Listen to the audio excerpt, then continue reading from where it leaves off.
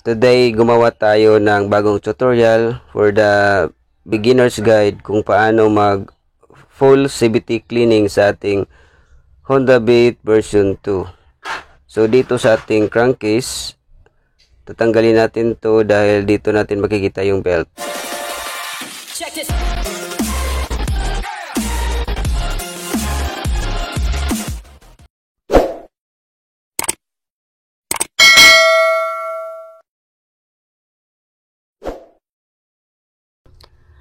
Tanggalin muna natin tong lahat ng mga screw bolts sa ating air filter cover para walang sagabal sa pagtanggal ng ating crankcase cover, at gamitan lang natin ng Phillips screwdriver para matanggal natin lahat. So ito, natanggal ko na, so itabi lang muna natin to.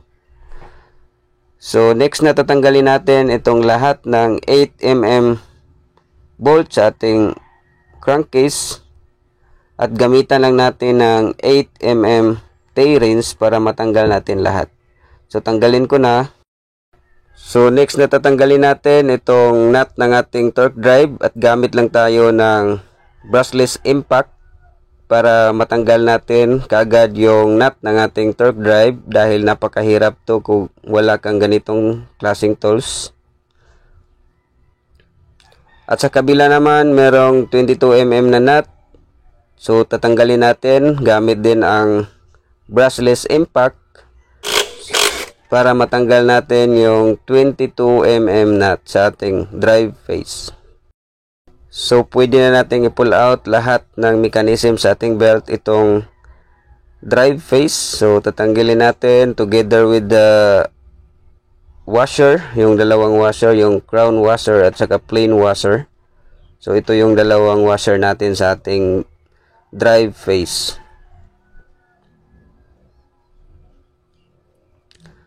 So next, itong daluwagan natin na 19mm nut. So tanggalin natin yung clutch bell, or mas kilala sa amin dito na outer clutch. So pwede na natin i-pull out yung torque drive with the belt, dahil lilinisan natin lahat ng mga dumi sa ating torque drive. Ito yung movable drive face. Dito makita natin yung roller weight, o mas kilalang bula-bula sa labas. Okay, so dito madumi na yung loob ng ating crankcase, so lilinisan natin yan mamaya. So next na tatanggalin natin para ma-dismantle natin yung torque drive. Tatanggalin natin yung 40mm nut sa ating torque drive. So gamit lang tayo ng spring compressor para madali nating matanggal yung nut na hindi tayo mahirapan sa pagtanggal. Napaka-importante na meron kayong ganitong ori ng special tools para sa pag-DIY ng inyong mga motor. Hindi kayo mahirapan at matrabaho ng husto yung inyong gagawing DIY sa inyong mga motor. So natanggal ko na itong 40mm nut sa ating torque drive, at i-dismantle na natin to. Ito yung center spring. Ito yung assembly ng ating clutch weight or clutch. So dito sa ating driven face, o mas kilalang pulley, makikita natin yung dalawang ori ng bearing, yung stick bearing at saka radial ball bearing. So i-regrease natin yan mamaya. So first, tatanggalin muna natin tong guide ng ating center spring. So sa loob ng ating guide, makikita natin yung tatlong roller guide with pin. Tatlo to, ginagay sa slot. Merong butas sa loob. So tatanggalin muna natin to dahil lilinisan natin to lahat at i-regrease natin mamaya. At pagkatapos nating matanggal yung tatlong roller guide sa ating movable driven face, so tatanggalin na natin to. So dito merong dalawang bearing, so lilinisan natin to mamaya, pati lahat ng grease na dumikit sa parts. So gamitan lang natin ng brush at saka gas para matanggal yung dumikit na mga dumi sa ating parts.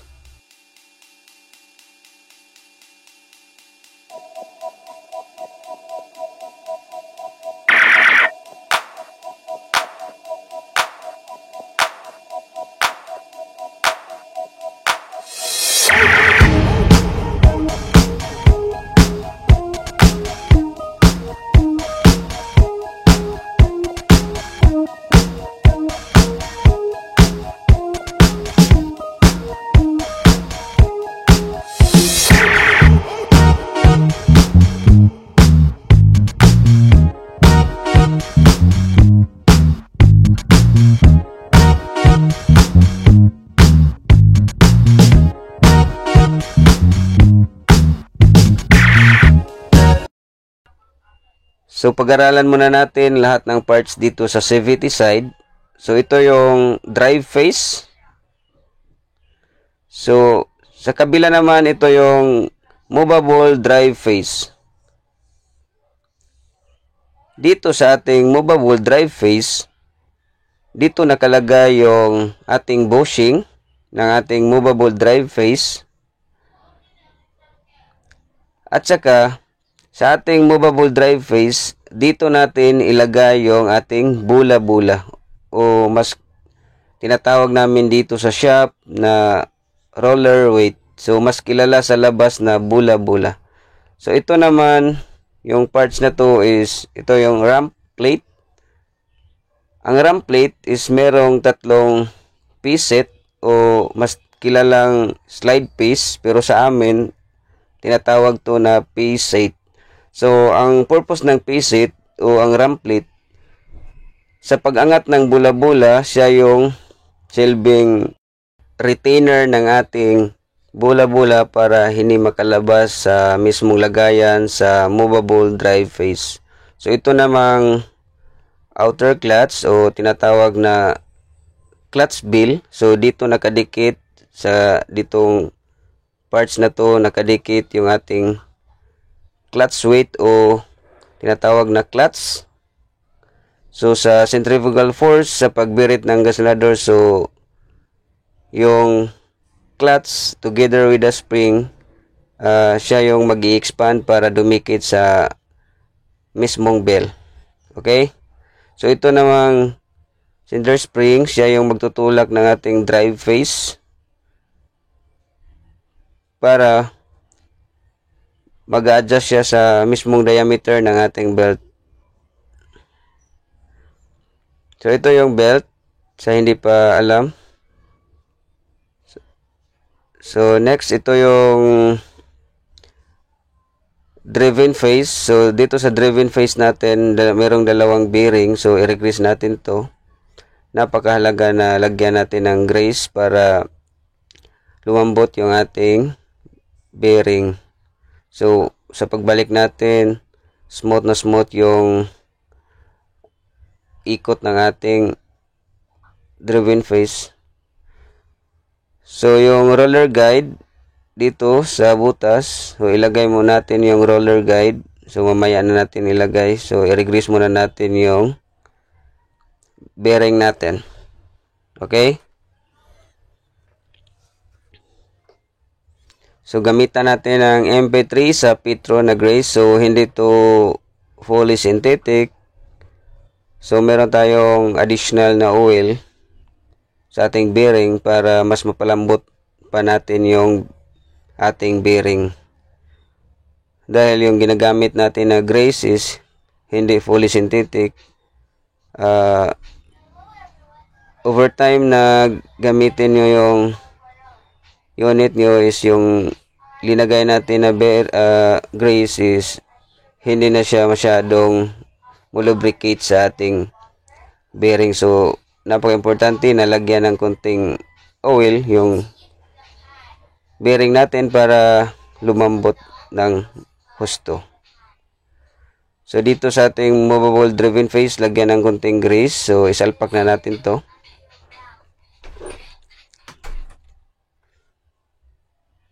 So, i-align lang natin yung butas sa lagayan ng ating roller guide ng ating movable driven face para ibalik na natin yung tatlong roller guide.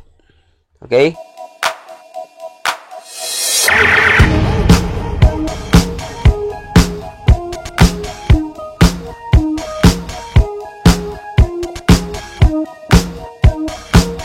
So, lagyan natin ng grace yung lagayan ng ating roller guide. Siya yung magsilbing pampadulas ng ating roller guide para smooth na smooth yung pag-adjust ng ating movable driven face.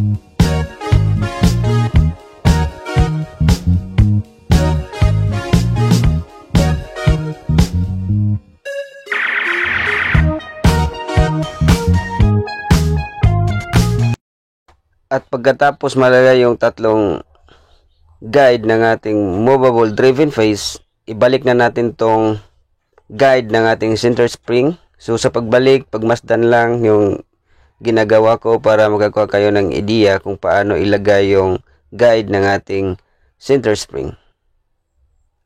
Okay? So pagkatapos, ibalik na natin yung center spring together with the clutch at ibalik na yung 40mm nut ng ating torque drive.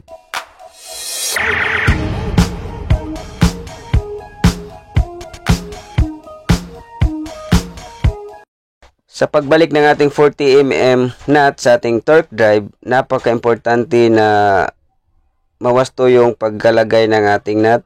Dito merong curved side at dito naman sa kabila plain side. So yung curved side, merong angle na sides ng ating nut is papuntang paloob. So yung plain side ng ating nut is papuntang palabas. Okay? At syempre, para ma-determine natin yung saktong higpit ng ating nut na hindi masira yung thread ng ating nut at saka sa yung thread ng torque drive, gamitan natin ng torque wrench para ma-determine natin yung saktong higpit ng ating nut na hindi masisira yung nut kapag sumubra yung paghigpit natin. Yung iset lang natin dito is 54 Newton meter. Okay? So higpit na natin gamit yung torque wrench. So napaka-importante na meron kayong ganitong special tools para hindi nyo mahula-hulaan yung gagawin yung pag-DIY sa inyong mga motor. Okay?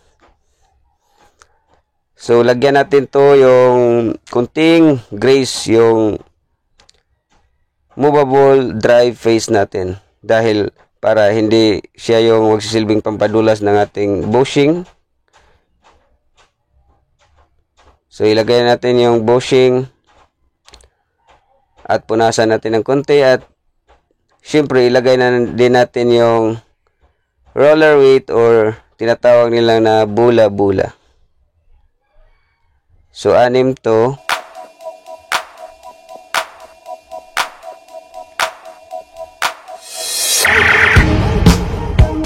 At pagkatapos ilagay natin yung ram plate together with the piece-set. So, ilagay natin to. Merong slot dito. So, ayan. So, pwede na natin tong ibalik sa ating unit. So, pagmasdan yung gagawin ko sa pagbalik para meron kayong ideya. At pagkatapos malagay sa lagaya yung movable drive face, isunod natin yung torque drive together with the belt. So, ayan. So, yung belt ni boss, nag-i-expand na. So merong mark sa crankcase na nag-expand na yung belt ni boss. So out of shop tayo. Nagdi-DIY lang tayo sa out of shop. Nag-home service lang tayo ni boss. So hindi natin pwedeng palitan yung belt kasi wala tayong pangpalit ng bago. So ibalik natin yung nut ng ating torque drive. So dito sa ating dalawang washer, merong malaking butas at merong maliit na butas. Yung malaking butas is sa loob ng ating drive face. So sa gilid ng ating belt, so diyan natin ilagay yung malaking butas na washer. So gamit tayo ng flat screwdriver para ma-expand natin yung cinder spring at may salpak natin sa loob yung belt para ma-extend natin, para malagay natin yung drive face dahil merong spline yung ating drive face para ma-set natin ng husto yung ating drive face. Okay? So pagmasdan lang yung mga mahilig mag-skip, sana hindi na kayo mag-skip sa ganitong ori ng video. So ilagay natin yung crown washer at ilagay na din yung maliit na washer at pagkatapos ilagay yung 22mm nut. Okay?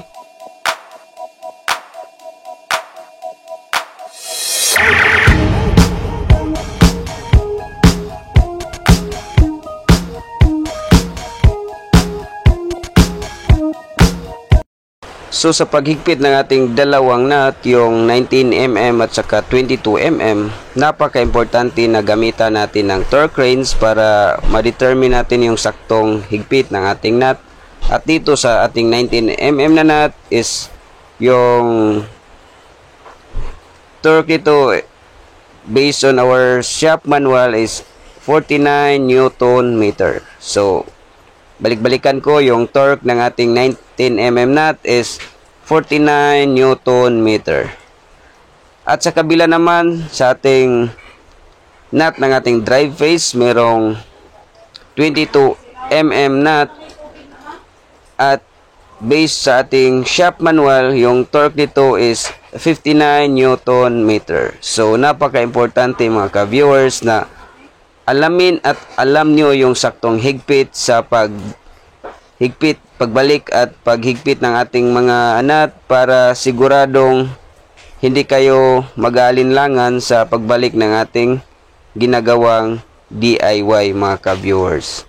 So subukan nating pandarin ang motor ni boss. So makikita natin dito na perfect yung pagbalik natin sa mga parts, walang labis, walang kulang. So sana may natutunan kayo sa ating tutorial ngayon at huwag kalimutang mag-subscribe, mag-share at mag-comment kung meron kayong mga katanungan tungkol sa pag-CVT cleaning sa ating Honda Beat 110 version 2. At salamat sa panonood at mag-ingat sa pag-DIY.